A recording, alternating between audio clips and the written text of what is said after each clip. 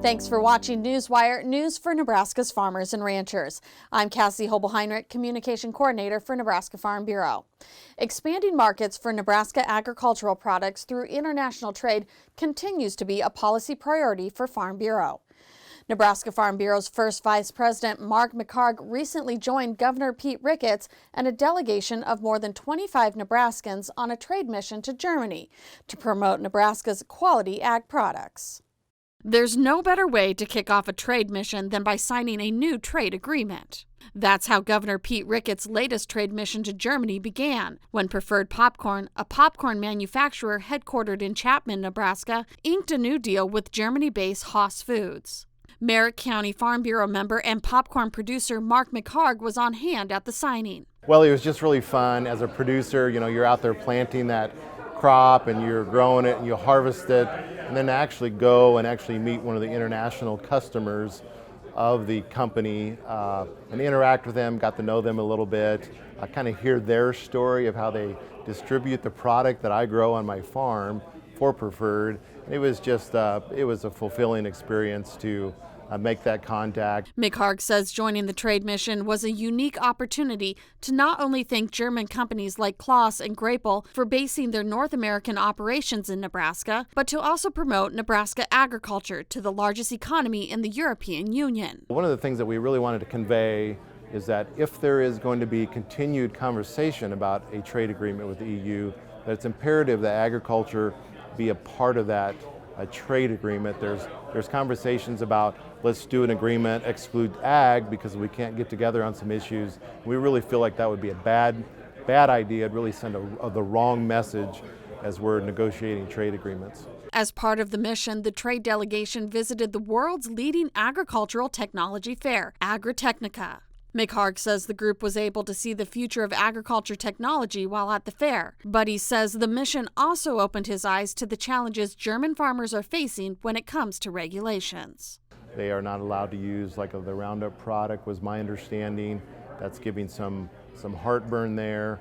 Some nitrogen issues, just the way they actually farm from a production standard is being driven by some social unrest, some pushback relative to climate change, and I would say a lot of misinformation that is happening, but yet it's having a real impact on the ability of the farmer to produce the goods at a profitable rate.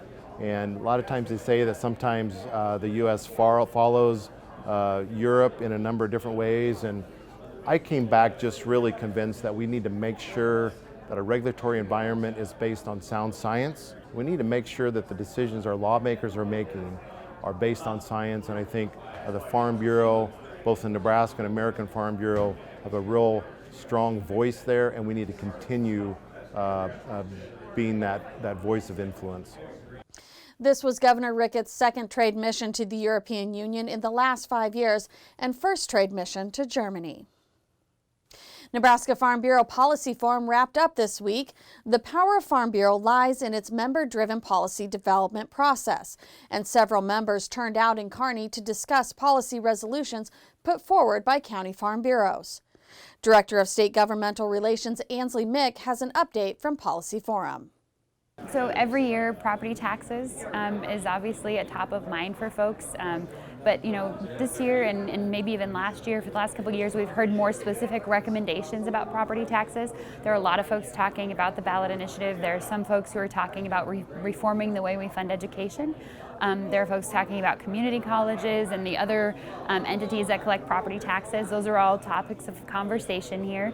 Any natural resource issue that comes up, whether it's tree removal or climate change, folks are here and they talk about those things, and that's what we're all about. We want to, air these things and have a good conversation and see what they want to forward along. Some of the other issues, whether it's ag equipment repair, some even public safety type stuff, and social issues come up as well. So those are all things they discuss here, and it's always really interesting to hear the different perspectives, and I'm really proud to be a part of that conversation.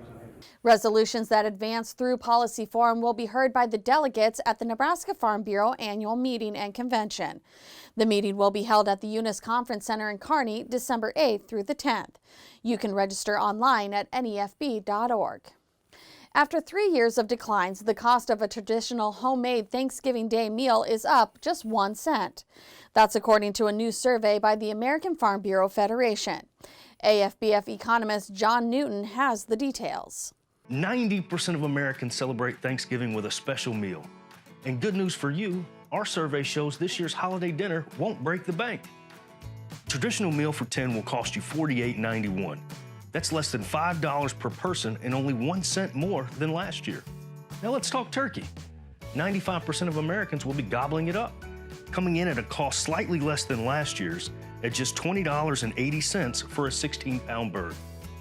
Nearly half of all Americans say they add ham to the Thanksgiving meal, which raises the dinner tab to $58.07.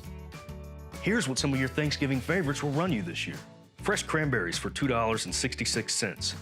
Homemade stuffing, $2.68, and you can make 2 pumpkin pies for $5.84. Americans enjoy some of the most affordable food in the world.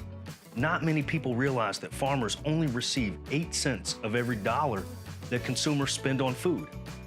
Ask any Farm Bureau member, though, and they'll tell you, farming is a labor of love. Newswire will be taking a break next week because of the Thanksgiving holiday, but will return the following week. We'd like to wish everyone a very happy Thanksgiving.